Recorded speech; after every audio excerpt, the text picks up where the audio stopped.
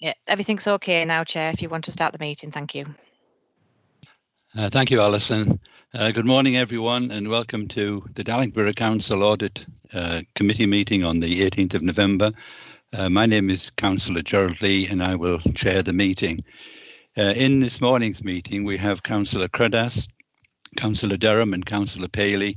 We've got Alison, who is kindly organising this meeting. We have Andrew Barber, Lee Downey, Luke Swinhoe, who is the Assistant Director of Law and Governance, and we have Pauline Brown and Peter Carrick. And welcome to our two guests, Helen Henshaw and Michael Mason. Thank you very much. So going into the agenda, we have apologies, Alison, from Councillor Yes, McEwen. Councillor McEwen and Councillor Baldwin have sent their apologies. Everyone else is present. Thank you. Thank you. Any declarations of interest, councillors? No, 3 nods. No, 3 shakes of the head. Declaration of interest. So moving on to Peter Carrick, who will introduce the audit of accounts for 2019 and 2020. Over to you, Peter. Thank you. Thank you, Chair. Yeah, due to the COVID pandemic, this report was deferred from the audit committee meeting in October to allow EY more time to do the audit. The statutory deadline is the 30th of November, hence why we've had to put this special meeting in today. Shortly, Helen and Michael will be going through their audit results report, part of which will be highlighting audit differences, some of which management have agreed and some of which we haven't. And more importantly, that I'd like to bring members' attention to the 2 audit differences that we management have not altered in the accounts. The first one is assets held for sale. This is a balance sheet item, and it was for £280,000. It's for the local centre site in Central Park, which we'd had up for sale for a while.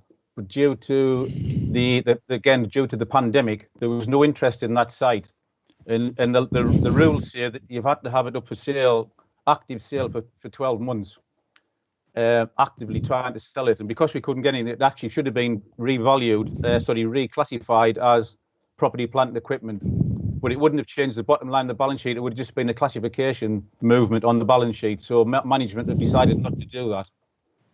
The second one is the Pfi scheme, which was our education village in Harrogate Hill, which goes back to 2005, I think, when it first started.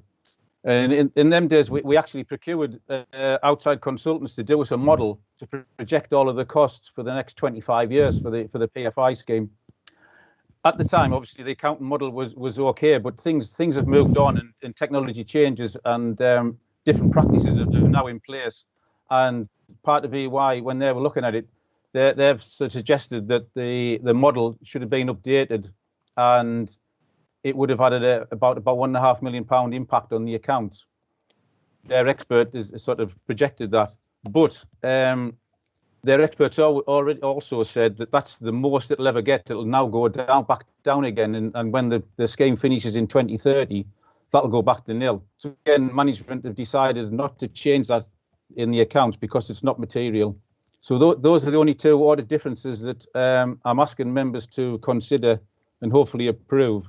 And now I'll hand over to Helen and Michael, who will go through their audit results report, and then I'll answer any questions members have got on the accounts at the end, if that's okay.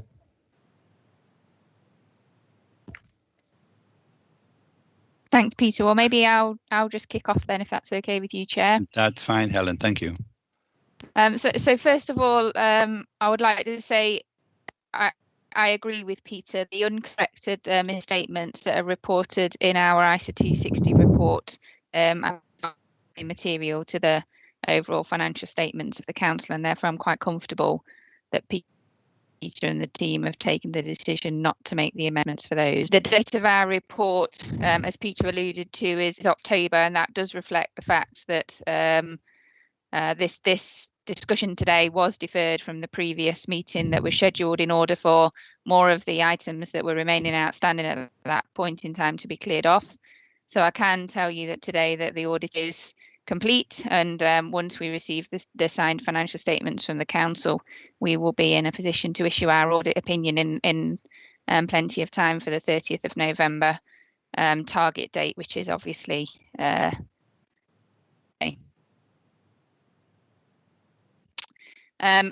would be recognised that producing a set of accounts for whilst working from home, whilst having all the additional pressures that COVID-19 has put on a local authority is no small feat. And I think the council, Peter and the team have done really well. The accounts produced to such a good quality, and also to support the audit in the way that they have, because auditing in this environment is also not without its challenge. So I would just like my thanks to Peter and the team to be recognised.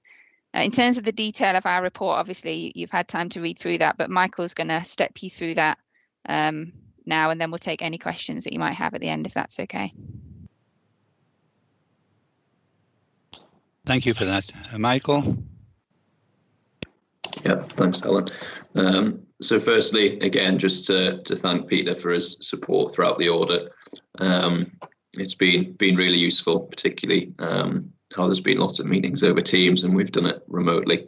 So thanks, Peter. Following the conclusion of the audit process, we propose to issue an unqualified opinion on the accounts and on value for money. So I'm going to take the audit results report largely as read, but there is some key points that I'd just like to talk to, particularly focusing on the findings of the audit. So on page 5 of the report, you'll see the changes to our risk assessment as a result of COVID-19. So the first bit was in respect of the valuation of plant, property and equipment. So as you'll see here, the council's valuer included a material uncertainty clause in the valuation report. So we deemed there to be an additional risk around how that was disclosed in the financial statements. Secondly, we recognise an additional risk on the disclosures in going concern. The unpredictability of the current environment gave rise to a risk that not all key factors in relation to going concern would be disclosed. Can I just interrupt you there, Michael? Our pages seem to be different. Is this headed audit differences? Is that the page we're looking at? So this is the executive summary scope update. I'm just trying to find out where that is. The first section of the report. Executive summary. Page 9, Gerald. Page 9, yeah. Thank you. Okay. So we've worked through those disclosures with management, and we're happy with the disclosures now included in the final set of accounts. And finally, just to note on the adoption of Ifrs 16, that's been deferred until the 1st of April 2021. So as a result, that's no longer considered to be an area of audit focus in 1920. So on pages 6 and 7 of the report in the executive summary, you'll see that we didn't identify any material misstatements in relation to our significant and higher risk areas, but we did note some errors in PPE and the HRA, which were above our SAD limit, which I'll come on to talk to shortly. Pages 10 to 15 of the report outlines the detailed procedures that we performed over our significant and higher risk areas. These areas have been sort of consistent across the sector. I don't propose to talk through these in detail, but of course, happy to take any questions at the end. So if we move on to the findings now. So this is page 22 of the report titled Audit Differences. So the issues I'd particularly like to draw to the committee's attention relate to the valuation and treatment of property. So as you'll see, the council have adjusted for the following items.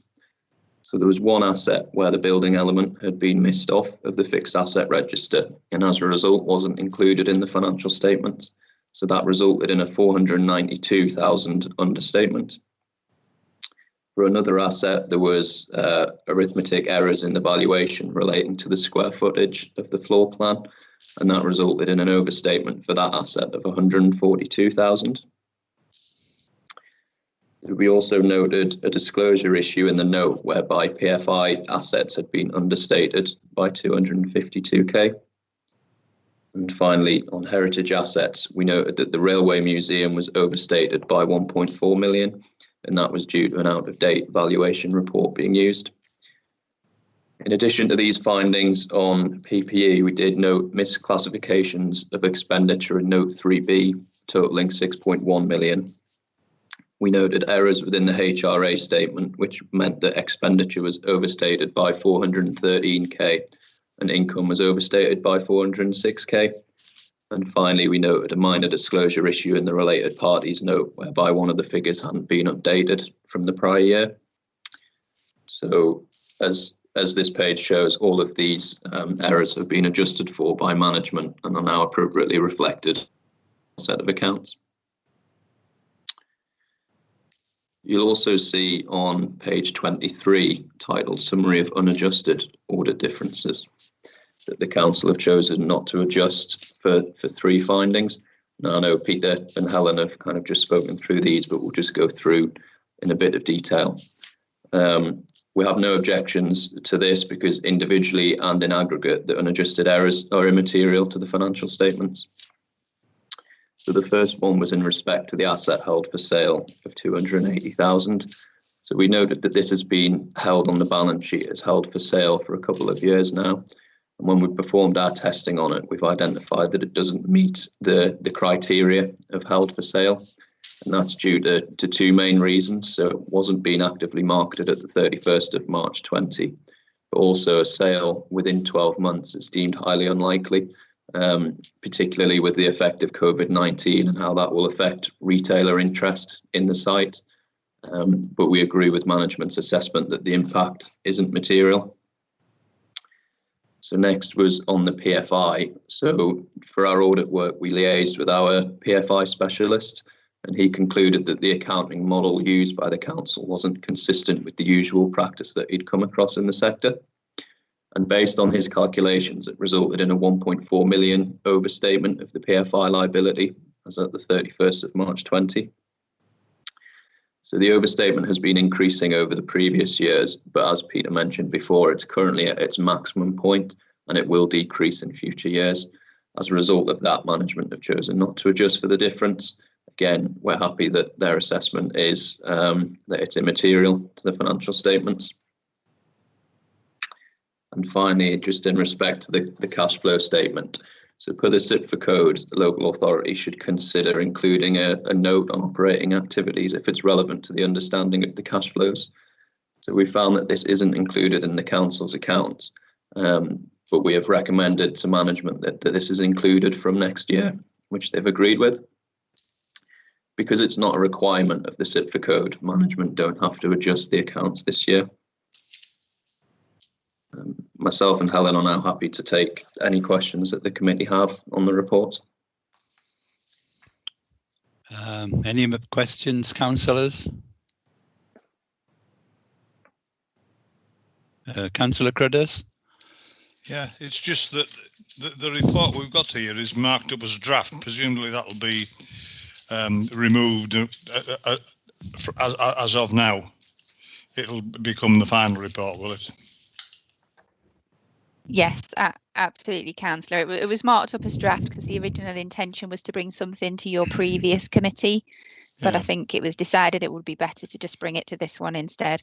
Additionally, you may be familiar from previous years, but we're also required to issue an annual audit letter that will likely come to your next meeting, and that effectively closes the position from an audit perspective. Thank you. Thank you. Thank you. A question from myself again. Well, first and foremost, I think it would help if we had the same page numbers as you, Michael. It's obviously an admin variation there. It's been quite difficult following where you are. Our page numbers are different to yours. But referring to the audit difference, where we have a comment that the council was not consistent with usual custom and practice that has been adopted across the sector. Do we have a reason for why we haven't done that, Peter? Like I said in the introduction, Chair, that when we actually got it, we actually did procure experts to do that, but it was like 15 years ago. Yeah. And we've used that model ever since. But say practices have moved on, and we just haven't updated our model. I'm reluctant to actually get it updated now because it would cost us money to get that done, and as the auditors have said, it's not material in the account, so we would be spending money to change things that really we don't really need to. Yeah. So there'd be no implications on this difference of 1.4 million. No. And It's a book. Sorry, it's a book entries. It doesn't make any difference on the bottom. Well, on the bottom line, really. Yeah, just a virtual description of how it's being used, I take it. Okay, thank you. Any more questions from councillors? Councillor Durham has his hand up, Chair. Sorry, Councillor Durham, where are you? I do apologise. Councillor Durham. Thank you, Chair. Just in terms of the £1.4 million valuation difference on the Railway Museum, when was the valuation updated? The valuation we used was 2 years ago, and we use an inch because it's a heritage asset. We don't actually get it valued by our valuers. It's done based on an insurance report. Now, I've been using the insurance report that we had sort of said 2 years ago, but last year it was updated. We had a total revalue of our insurance properties, and I didn't take that into account. That was my error. Right. Okay. Yeah. So that could have been included in last year's accounts. It could have been, yeah. Right. A question for EY. What's changed in the audit work that's been carried out? I'm just wondering why that's been unearthed this year and not last year. It just reflects the sampling techniques that we use, to be honest with you, and it was picked up this year. Given the size of the error, it wouldn't meet the definition of a prior period adjustment, so there would be no need to go back and amend last year's accounts for that. Thank you. Yeah, well, also just on that, Councillor Durham, last year heritage assets was immaterial, so that the detailed work wouldn't have been performed on it last year. But because on receipt of the draft statements this year it was material based on our materiality level, we've looked at it in more detail this year.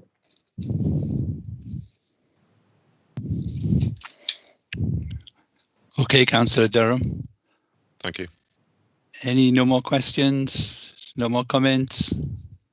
Are you finished, Peter? Yes, Chair. All I'd just like to say was if the members approve this, then we'd need to get yourself to sign the accounts. And there's also a letter of representation that you and Elizabeth Davison, the Director of Resources, would need. Assistant Director of Resources would need to sign as well. But we'll sort all that out after the meeting, if that's okay. Okay. So we asked to make 4 recommendations on our on item 9. Sorry, Councillor. Apologies, Chair. I probably misunderstood. I thought we were just asking questions in terms of the audit report, not the actual accounts. Are we able to ask questions on those as well? Of course you are, yeah. Have you got a question? I have, yes. Please. Okay. If we move to... Oh, apologies, these haven't got page numbers on. It's the expenditure and income analysed by nature. Yeah.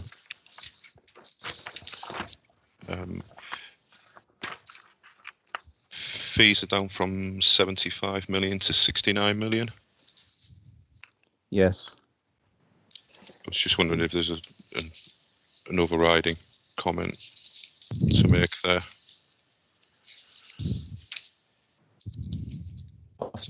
Off the top of my head, no. Sorry, Councillor. I'll have to have a look at that and come back to you on that one. Okay, thank you. Yeah. Note number 8, officers' remuneration. Mm-hmm. Now, it looks as though right at the very bottom of, or right at the very top, it looks as though there's been a movement into that band there of 50 to 55,000. The 5 in the year. Yes. Yeah. And then there actually seems to have been. All right. Okay. Yeah. It's just a way I've got some confirmation as to what that movement is, that would be great. Right. I mean, it'll probably be due to inflation, because the 50,000 doesn't move, but people get their salaries inflated, and then they'll move up into the next band. Yeah. And just one final thing. It's not a question. It's really it's just whether or not we could have this information. Note number 33, members' allowances. Yeah. No, I know that's publicly available information, but it doesn't actually give a total on there. But it's obviously this year allowances are circa 30,000 less than what they have been in the past. Yes. Yeah. I was just wondering, would it be possible to have the information which is publicly available? Would it be able to have that electronically, Peter? Yes. You mean comparison between the 2 years? Yes, please. Yeah. Yeah, no problem. Thank you. I think just to reinforce the point we've made, and Councillor Durham just made, Alison, we do need these pages numbered, because it's extremely complicated trying to find out where we are in this rather large document. So are we all happy, or is anything else to be said about that report, Peter? No, I'll take those comments back, and I'll get the answers for Councillor Durham, well, for the committee. Thank you. So, Council, we're asked to recommend that the auditor's result report for the Council 2019-2020 is noted. Are we all happy to do that? Yeah. Item B, the members note the letter of representation in Appendix B of the audit results report. Okay. Item C, the audit committee agrees not to amend the unadjusted audit differences as they are not material. That's what you were just explaining, Peter. Yeah. Yes. Everyone okay? And item 4 is the audit committee is requested to approve the attached IFRS compliant statement of accounts in Annex 2 for the 2019-2020 financial year. Okay with that? I can't see you. Where's Councillor Paley gone? Down in the corner. Thank you very much. So moving on to the annual governance statement, which is now pages 157 to 199, and that's Lee Downey. Where are you, Lee? I'm here, Chair. Thank you. So in terms of a report, the purpose is really for the audit committee to approve the draft annual governance statement. So it is a requirement that each year the local authority publishes an annual governance statement, and the timescale for doing so is consistent with the timescale for publishing the draft accounts and the final accounts. Obviously, that was amended this year as a result of COVID-19. It's a key corporate document. It must be signed by the leader and the managing director, and there's a variety of people who contribute to its development, including the Assistant Director of Resources and the Assistant Director of Law and Governance as a monitoring officer. So the AGS is attached at Appendix 1, and it outlines the council's responsibilities, it explains the purpose of the governance framework, it sets out the key elements, it details the review of its effectiveness, and it highlights any significant governance issues, of which there aren't any, which I'm pleased to report. And it includes a commitment from the leader of the council and the managing director to ensure the continuous improvement of the systems we have in place. So if we move to the report itself, which starts on page 161 of your pack. So there's a little bit of information here, and I suppose at the outset it's worth saying in their audit planning report, EY made some recommendations around kind of, obviously, given the fact many of us are working from home, we would need to reflect how the control environment's changed, to kind of capture that. And similarly, SIPFA made a number of recommendations around what they would like or expect to see in annual governance statements this year as a result of the impact of the global pandemic. And we have sought to incorporate all of those items into this year's statement. So I suppose, obviously, you've got the report, so I won't go through all of the sections in detail, but the first bit sets out the scope and the responsibility around, the local authority ensuring its business is conducted in accordance with the law and the proper standards, and that public money is safeguarded and properly accounted for. It sets out the purpose of the governance framework, and essentially, it kind of comprises of systems and processes and the culture and values by which the council is directed and controlled, and through which we account, engage with, and where appropriate, lead the community. So the governance framework is detailed in Appendix A, so we won't jump down to there in the report, but it kind of, the 7 core principles which underpin good governance are outlined there in the report, and each key element is detailed in the council's local code as a nominated lead officer, and it outlines the duty to which it relates and includes 3 discrete types of action: awareness, monitoring, and review.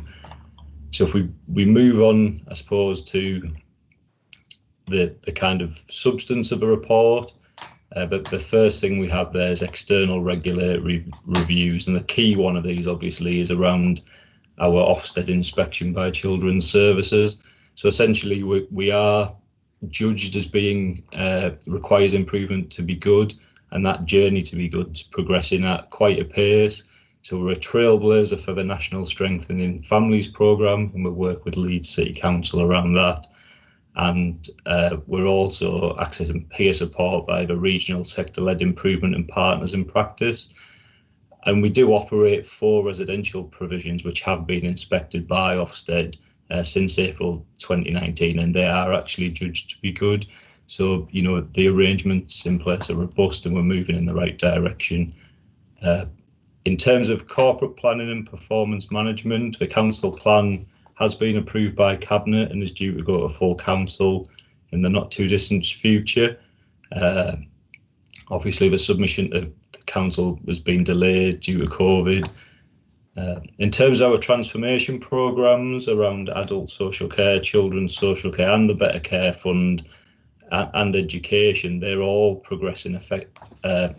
Those transformation programmes are effectively governed, and they all continue to deliver results against the stated aims and objectives.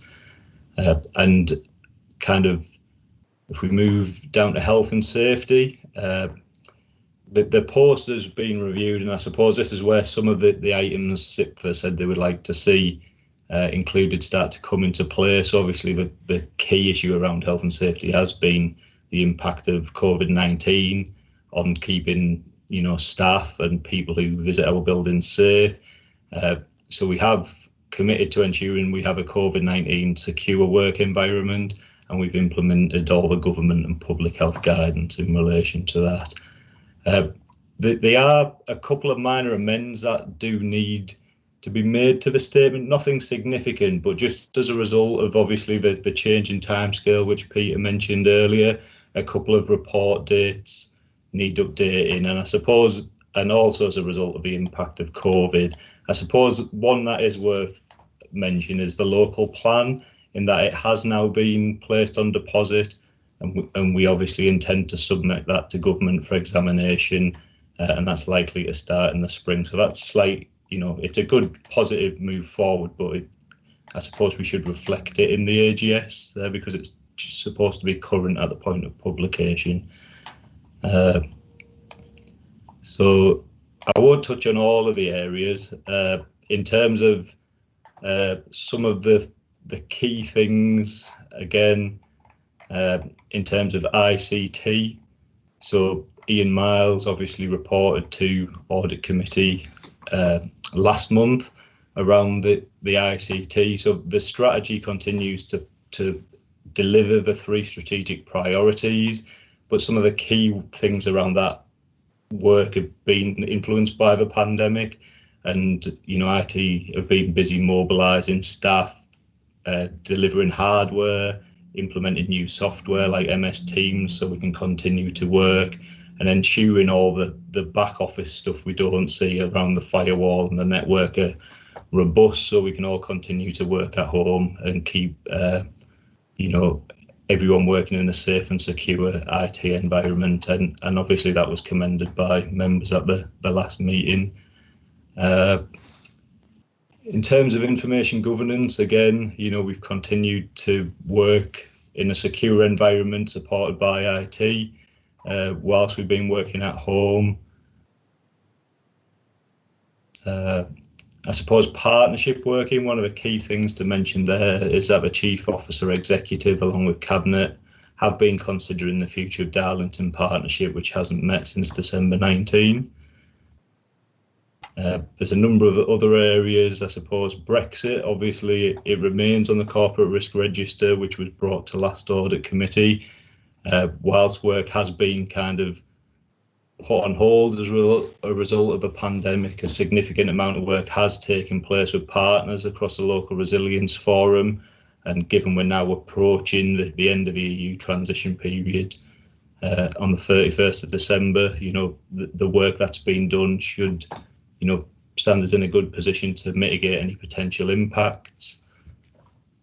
Obviously public health we've mentioned in there, given the pandemic emerged in the later part of 2019, and we were essentially making decisions on a day-to-day basis in order to balance the need to maintain essential services and support those who need our help.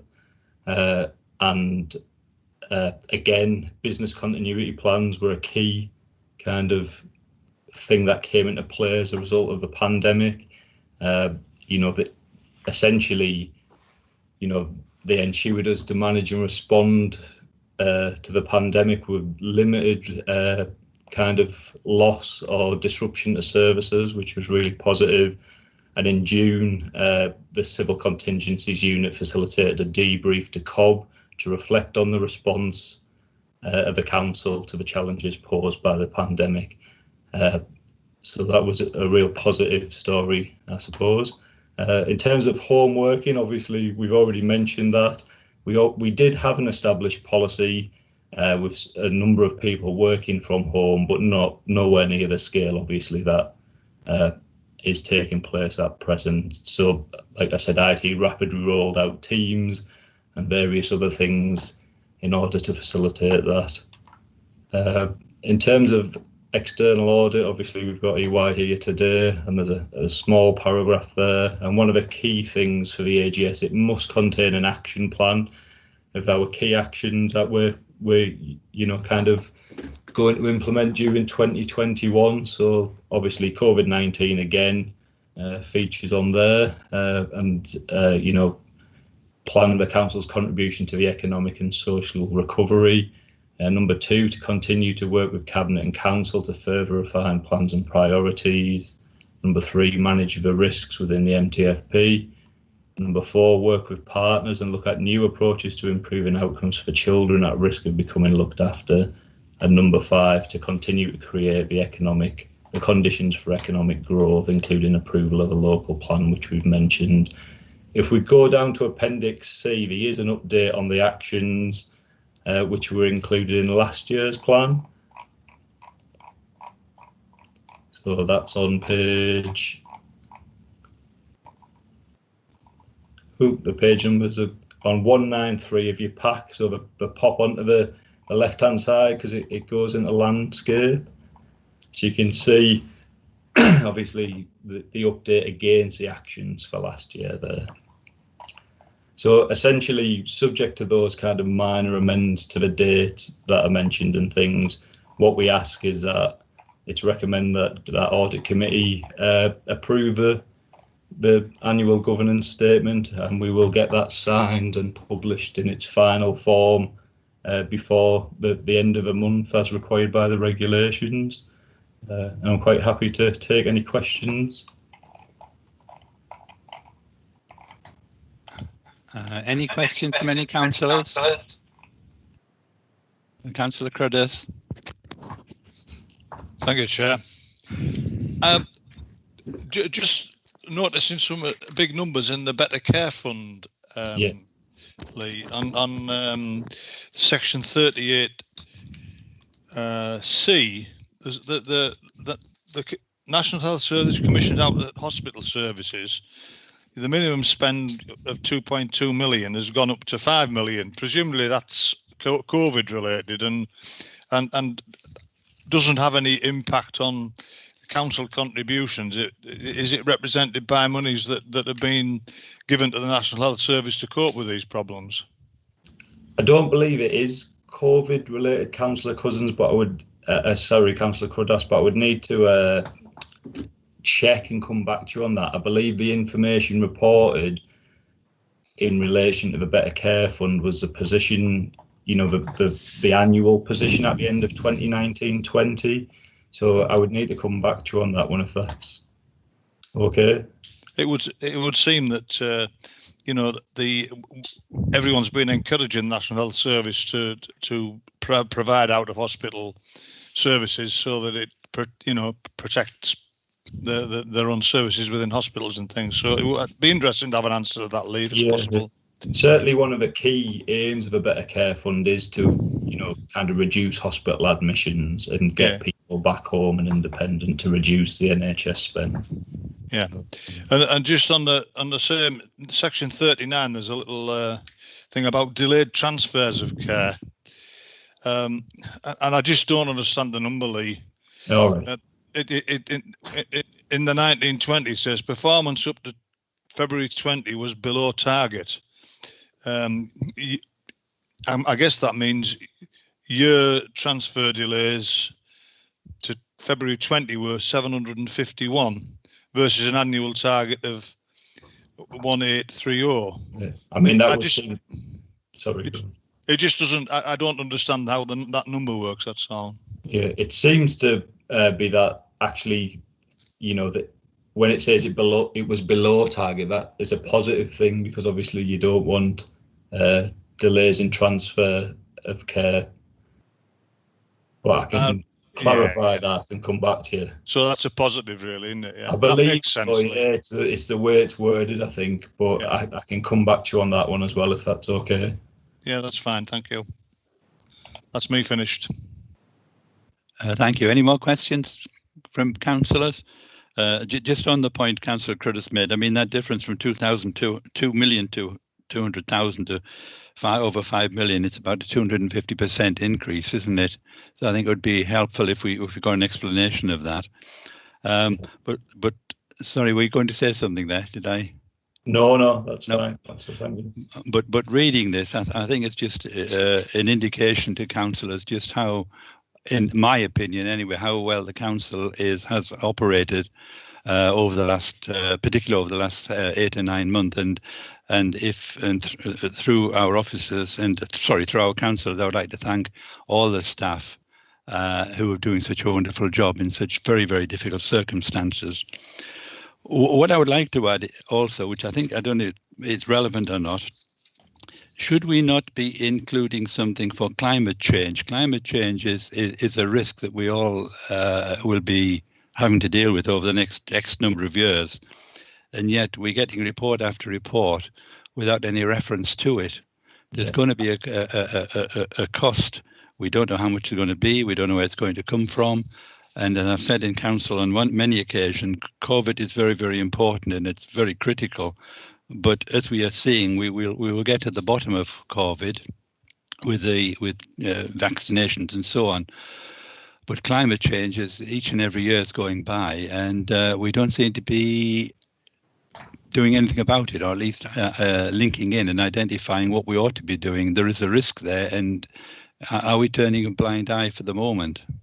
So I don't know who would deal with that, whether it's Peter or Lee. I can respond to that on page 161, Councillor Lee. Yeah. In paragraph 5, the purpose of the governance frame. It's a small mention, but it does actually say there the governance framework is intended to help the council to deliver sustainable economic, environmental and social outcomes whilst living within its resources. So it is actually a part of the AGS and the framework. You know, and I think we could probably make more reference to that, and obviously we will, given our climate commitments as a local authority. So it is referenced in there, but maybe not quite as robustly as it might be. Yeah, I mean, I'm sure I'm not the only one who would say this, but I think we all, there certainly should be more emphasis put on climate change. Yeah. There are people outside the town hall who are very, very keen and very interested in what we're actually doing. And to date, we have got nothing, as far as I'm concerned, nothing on file to say what we are doing or what we intend doing or how we're going to deal with it and what kind of what considerations we're giving to actually paying for it. But that's for another day, perhaps. Okay.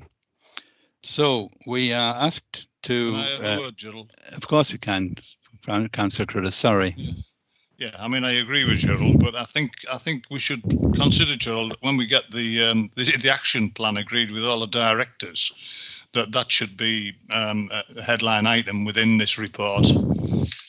You know, that's yet to be established and approved, but it's not far away from being established and approved, and that would then give a basis for looking at it in more detail in the government statement. Does that go along? Would you go along with that, Lee?